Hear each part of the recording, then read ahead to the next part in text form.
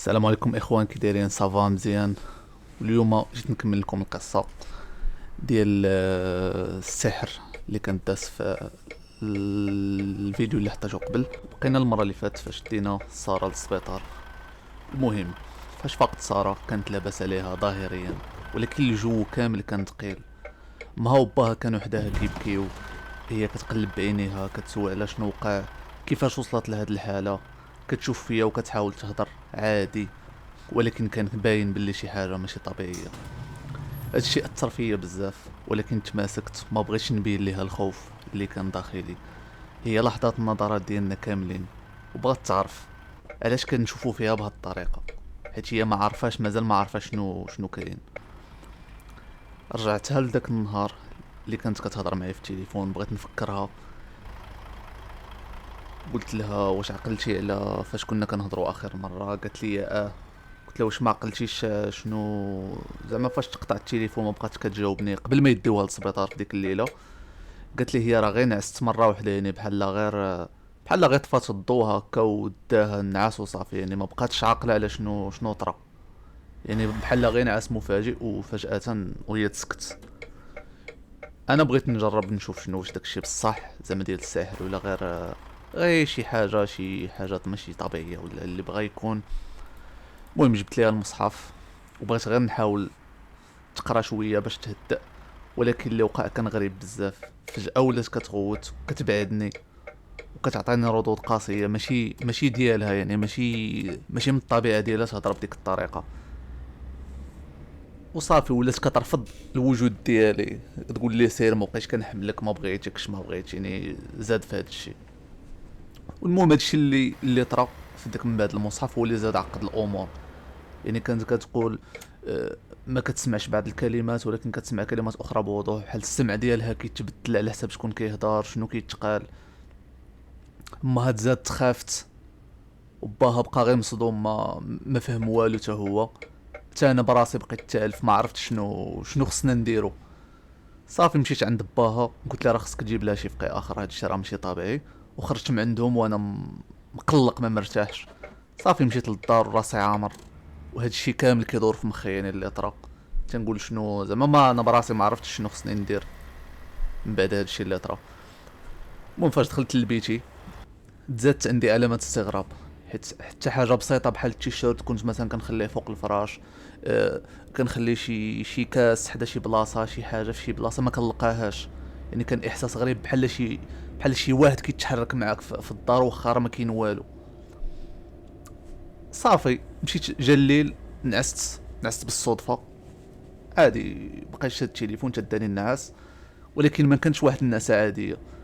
فوقت من الليل فقت، ضرباتني الفيقه في الليل وانا حاس براسي مخنوق، بحال داكشي ديال بوغطاط وكذا، يعني كتحس بحال ما تقدرش تنفس. كانت قدامي واحد المرايه بحال فيها المهم واحد التشقق، حيت عندي واحد المرايه في البيت قريبه للناموسيه، والباب ديال البيت كان مسدود. كان الظلام ما تيبان فيه والو، وكنت كنسمع الصوت ديال حركه خفيفه بحال شي واحد معايا في البيت وكتقرب لعندي. صافي بقيش تنقول راه داكشي غير تنحلم ولا شي حاجه. كنشوف قدام الباب كيبان لي واحد الشكل طويل واقف عاطيني بالظهر. بقيت كنحاول نقنع راسي داكشي راه غير الحوايج اللي كنعلق، حيت عندي واحد العلاقه مور الباب.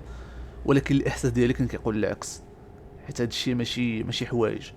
صافي بقيت كندقق، ولقيت الحركه في الراس كتطلع وتهبط بالسرعه. صافي هاد الحركه بوحدها كانت كافيه باش تزيد الخلعه ديالي اللي ديجا انا فيها، من بعد ما ديك الوقت اللي داز في السبيطار مع ساره. صافي تغطيت، حاولت نرجع الناس، راه كتعرفوا كيما كنديروا كامل، لا حلمتي شي حلمه ولا كدير بحال ما كاين والو، يعني غير هبيل. المهم في ديك اللحظه فاش غطيت راسي وحاولت الناس، بقيت كنحس بحال الكشه كتجر بشويه بشويه، بحال شي واحد كيجرها ما فيها لا صوت بلا والو، يعني غير الكشه كتمشي وصافي.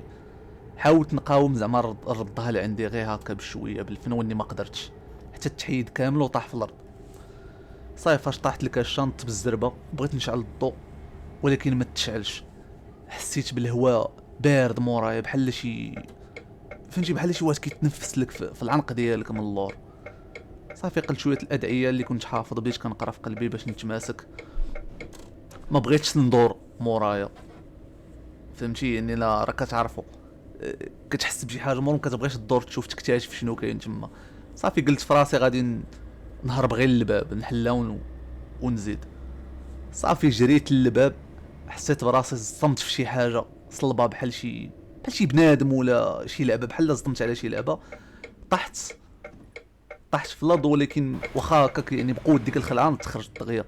شعلت الضو اللي برا، جبت المصحف بقيت كنقرا حتى للصباح. كنت غير كنحاول نفهم واش هادشي كيدوز ليا بسبب اللي يعني اللي كنت مع ساره، ولا غير صدفه، ولا حتى انا طرات ليا شي حاجه بحالها. يعني شنو هادشي كامل اللي كيطرا.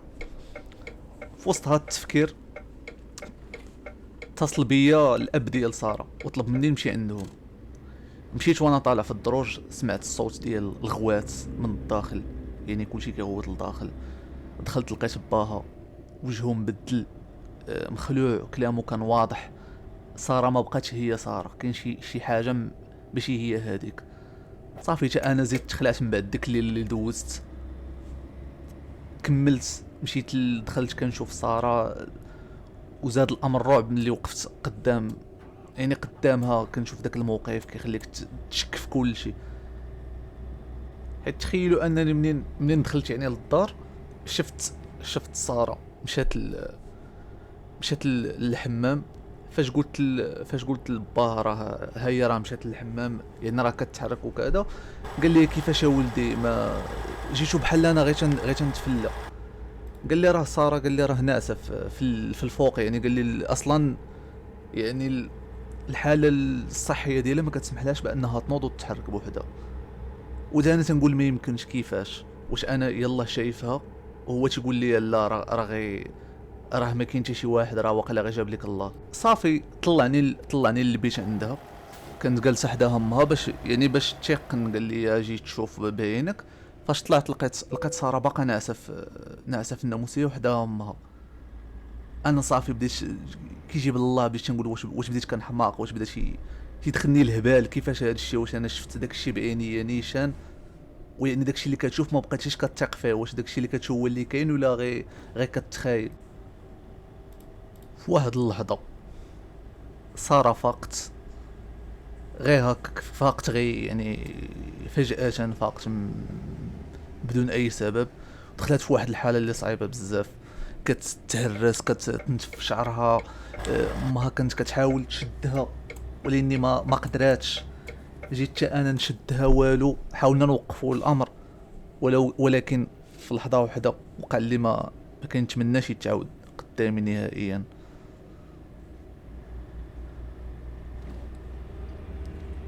كانت ساره